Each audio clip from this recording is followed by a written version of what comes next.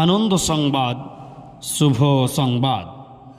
আগামী 10ই এপ্রিল 2025 রোজ বৃহস্পতিবার আল জামিয়াতুস সালাফিয়া দারুল হাদিস জনার্দনপুর বড় মাদ্রাসার উন্নতিকল্পে একটি বিরাট ধর্মীয় জালসা।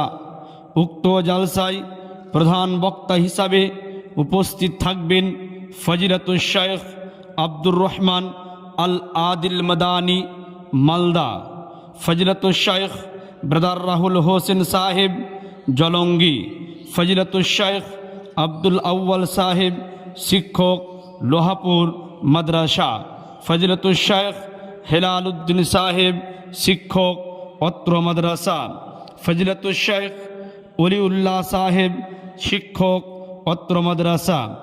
উক্ত জালসায় আপনাদের উপস্থিতি ও সহযোগিতা একান্তভাবে কামনা করি।